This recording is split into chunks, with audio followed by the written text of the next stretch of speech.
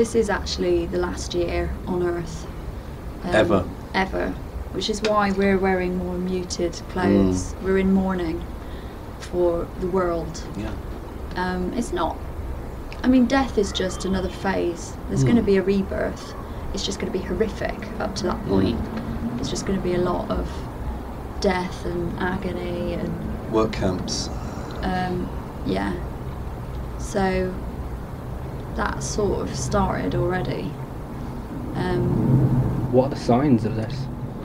David Cameron. He's been spraying actually a lot recently, and that's why... He's got a hose that he... not many people know about this, but he is not actually human. He's another species altogether, and instead of a male organ, he's got a hose which sprays people with this gas, and it makes you vote for him.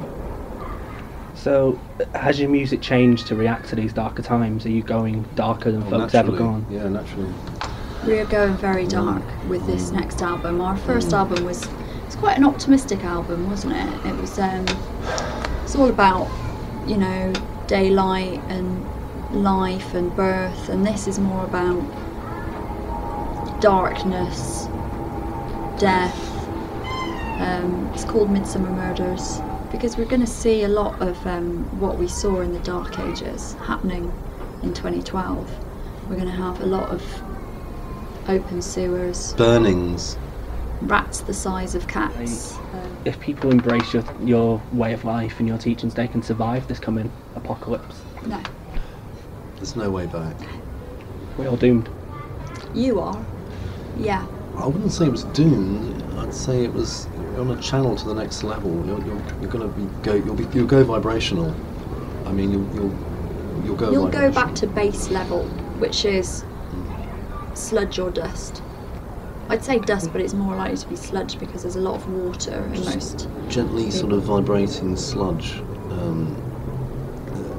One of our dreams with Hot Brew is we'd like to have a massive cauldron and boil up a soup, and instead of people paying a fee, they just bring a vegetable or oats or grain and add it to the pot. We'll add it to the pot, and then we'll serve soup out to everyone who comes.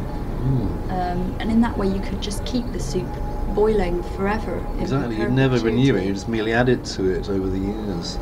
Like Noel Edmonds with his cosmic ordering and his television career. I don't know who he is. He's the first man in Britain to have a beard. Oh right. Yeah. Oh, is he blonde? Yeah. I remember seeing him actually. I thought that man is one of the most beautiful men I've ever seen in my life. He was in Jesus Christ Superstar. Look at his hair. It's just amazing. I mean, anyone would be born with hair that almost looks like it's been highlighted or something, but it's natural. And his eyelashes, he's got lovely long eyelashes. And his face, he's as cute as a button. I saw him on something. It was about these boxes. It's quite profound actually. It was about these boxes, and Noel Edmonds would ask someone if they wanted this box. I think we could do something like that. You could be like Noel Edmonds. We could have boxes with vegetables in them and say, box, deal or no deal. Do you want this or not?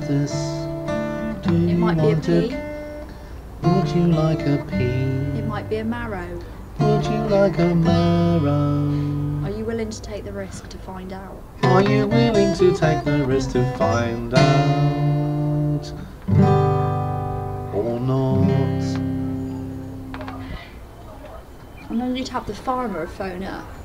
We wouldn't use a phone. Ring, use ring. Like a tin can with a string. And the farmer would go, I'll offer you some money for that marrow. How much will you offer, farmer?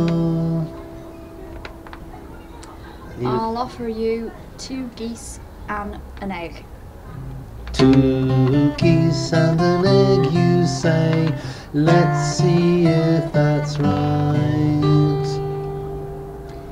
No deal. No deal, no deal, no deal, no deal. VR version. It's a good format, I like that. It's a very profound man, this Noel. He's a bit like a latter-day Jesus. And it's funny you mentioned Jesus, but there was a man in the news recently who was very, very into the Christian faith, and he was saying that the world was going to come to an end. And as you know, he's obviously got it wrong. He's right. But he got the wrong date. I'm just wondering, what if it gets to the end of next year and we're all still here? What will that do to your beliefs? Will we still be here though? Or will that be an illusion? And who will be looking through your eyes? You know. And you may be real and your consciousness may be real, but is everyone around you real? Yeah. So on New Year's Day, look at the people around you and think to yourself, is that really my mum? It looks like my mum, but is it her? And you watch out and see if there's any subtle differences. You want to test your mum. You want to test her. There are ways of doing that, of course, because you'll ask her, of course, you could ask her about your childhood, but then she could have read up about that or looked into it, talked to your friends, who of course are already gone vibrational as well. You may find you're on your own with your mum, and it's not really your mum. How will you know? She tries to kiss you, like French kiss you, and it'll be because she's trying to suck out If your her soul. eyes go black and her tongue flicks out, she's a lizard. She's after your salt. I'm Your sorry soul. to break this to you like this Soul, here and now, soul. that your mum is a lizard, but Come and share No. my Hessian tunic. Come and share No. my Hessian No. tunic. Come and share my Hessian tunic. Oona. no.